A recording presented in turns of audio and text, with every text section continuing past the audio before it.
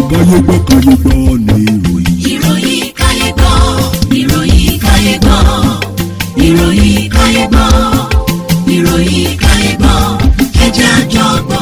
Ẹ kú dédé àsìkò yìí o.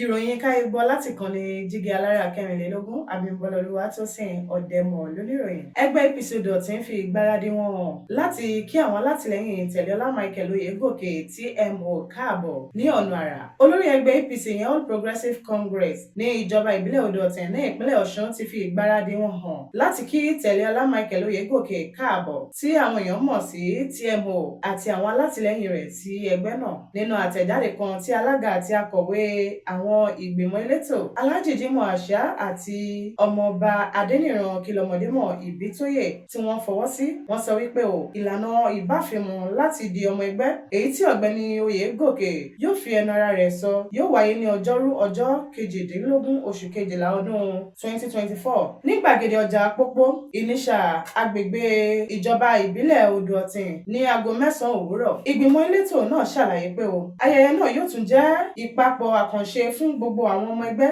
tí ó jẹ́ ògidì ọmọ ẹgbẹ́ láti jíròrò ìdàgbàsókè àti ọjọ́ iwájú ẹgbẹ́ òṣèlú APC ní ìpínlẹ̀ Ọ̀ṣun àti Nàìjíríà lápapọ̀. Ìgbìmọ̀ òṣìṣẹ́ ẹgbẹ́ nípínlẹ̀ náà ní yóò gbàlejò ayẹyẹ náà lábẹ́ ìdarí alága Tajudeen Lawal àti gbajúgbajà àwọn àgbààgbà ẹgbẹ́ náà Olóyè Shuaib Oyèdòkun àti Akínrógun Pọ̀jù Odùṣọlá. tó kí ń dùn kó pọ̀, a ò ní rí jù báyìí lọ ní abala ìròyìn káyé gbọ́ láti ìkànnì Jígí Alára kẹrìnlélógún Abímbọ́lá Olúwatósìn Ọ̀dẹ́mọ̀ lóníròyìn. Ẹ má gbàgbé láti bá a subscribe sí ìkànnì yìí fún àwọn ìròyìn àjá àbalẹ̀ títí di ìgbà mìíràn tá ó fi àtayọ̀ pàdé.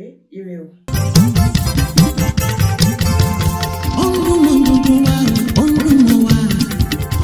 Jígí Alára. Jígí Alára, ìkànnì ìdùnnú gbogbo ẹsẹ̀. Ọ̀dùnmọ̀wá ìkànnì Jígí Alára. Ètò tó fún ni lóye, ètò tó wà ní lọ́yẹ̀ wà ń bẹ̀. Ọ̀dùnmọ̀wá ìkànnì Jígí Alára. Ìròyìn lóríṣiríṣi tàbí mọ bó ṣe ń lọ láwùjọ. Ọ̀dùnmọ̀wá ìkànnì Jígí Alára. Ìkànnì Jígí, Jígí, Jígí Alára. Jígí, Jígí, Jígí Alára. Jígí, Jígí, Jígí Alára. Jígí, Jígí, Jígí Alára. Ìkànnì Jígí Alára kẹrìnlélógún bàbá gbogbo.